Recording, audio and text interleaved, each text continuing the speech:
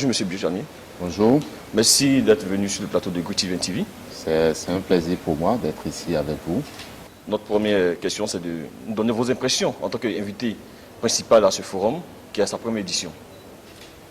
Bien, d'abord, je voudrais féliciter les organisateurs, le ministère du Commerce et de l'Artisanat, la Fédération des commerçants et le comité scientifique organisateur de ce forum pour tout ce qu'ils ont fait pour que le forum puisse avoir lieu. Et j'ai participé à la première journée du forum et je peux vous dire que c'était utile. Tous les commerçants ici présents ont salué l'initiative et ont déjà eu l'occasion d'exprimer un peu leurs préoccupations sur tous les plans. Et je crois que c'est de ça qu'il s'agit au cours de ce forum et j'ai été heureux donc d'avoir été invité et de participer à ce forum. Vous nous avez un résumé de votre première intervention hier. Une des préoccupations majeures des commerçants et donc des participants à ce forum, c'est l'accès au financement, l'accès aux services bancaires, l'accès aux services financiers des commerçants. Donc j'ai eu à parler de cette problématique-là, à dire les contraintes qu'il y a, les problèmes endogènes à la profession commerciale elle-même, et de l'autre côté, les contraintes qui ne dépendent pas de cette profession. Et puis, dans un deuxième temps important, j'ai indiqué aux commerçants les pistes qu'il y a pour se financer, et en particulier les institutions qui sont à leur service en cette matière. Notamment, j'ai parlé des établissements de microcrédit qui étaient largement représentés à cette session, les banques qui n'étaient pas venues, les institutions de financement des fonds propres, notamment les fonds d'investissement, et enfin la bourse régionale des valeurs mobilières qui offre quand même des opportunités aux commerçants, en tout cas les plus importants et les plus grands. Alors, vous, en tant que président du Fonds africain de garantie, qu'est-ce que vous proposez comme modèle pour le développement des commerçants, en Côte d'Ivoire particulièrement? Écoutez, déjà, vous savez que les commerçants ont une place très grande dans la production dans ce pays et de façon générale en Afrique. Tous nos pays, en particulier la Côte d'Ivoire, mettent au cœur de leur stratégie de développement le développement du secteur privé. Et qui dit secteur privé dit commerçants. Ce sont eux qui sont les plus prospères, ce sont eux qui ont les moyens et ce sont eux qui peuvent investir, qu'il s'agisse dans le secteur commercial ou d'autres secteurs. C'est à eux qu'il faut faire confiance. Et donc tout ce qui peut contribuer à lever les obstacles à leurs activités est bon à mettre en œuvre.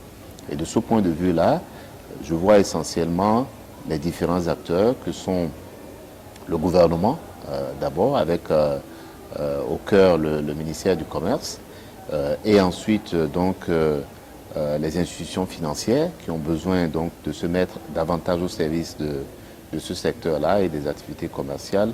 Et enfin les commerçants eux-mêmes, parce qu'il y a des contraintes qui relèvent de leur propre responsabilité, notamment tout ce qui concerne la mise en conformité aux règles, l'inscription aux différents registres, le respect des règles concurrentielles et des règles fiscales. Voilà, disons, les trois niveaux de responsabilité qui sont indispensables si on veut que le commerce prenne une place plus importante. Mais elle est déjà importante, la place qui est occupée par le commerce dans ce pays. Alors, on sait que les microfinances, en général, elles accompagnent les jeunes entreprises à faire les projets, mais la difficulté qu'on rencontre, c'est qu'elles ne préfinancent pas un projet qui est en commencement. Alors, quelle est votre vision, quel conseil vous pouvez donner à ce niveau? Parce qu'en sortie de cette assise-là, on a entendu beaucoup de personnes qui souhaiteraient un préfinancement de leur projet dès le départ. Vous savez, c'est à chacun son métier. Il y a des choses que les banques savent faire et elles vont le faire, elles vont continuer par le faire. Il y a des choses que les institutions de microcrédit savent faire, notamment en matière de proximité. Ce sont des institutions de développement local. Il y a des choses que d'autres établissements, notamment les institutions, les fonds d'investissement, savent mieux faire que d'autres. Une entreprise qui commence et qui n'a aucun historique, il est difficile de demander à une banque ou à un établissement de microfinance de le faire. Il y a certaines de ces institutions qui y vont, c'est vrai, mais c'est relativement exceptionnel. Il y a d'autres métiers dans les institutions financières qui ont la responsabilité, qui sont consacrés à cela. Il faut développer ces institutions-là de façon à ce que les promoteurs qui commencent des activités nouvelles puissent avoir des financements auprès de ces établissements-là.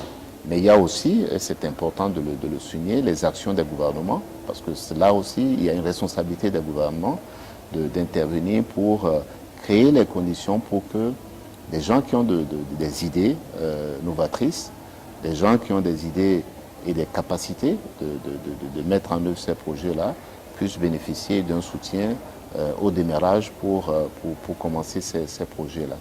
Donc si vous avez d'un côté les gouvernements, de l'autre certaines de ces institutions qui sont prêtes à prendre des risques, alors vous avez un peu plus de moyens pour permettre donc à ces jeunes promoteurs-là qui démarrent d'avoir les moyens de financer leurs projets.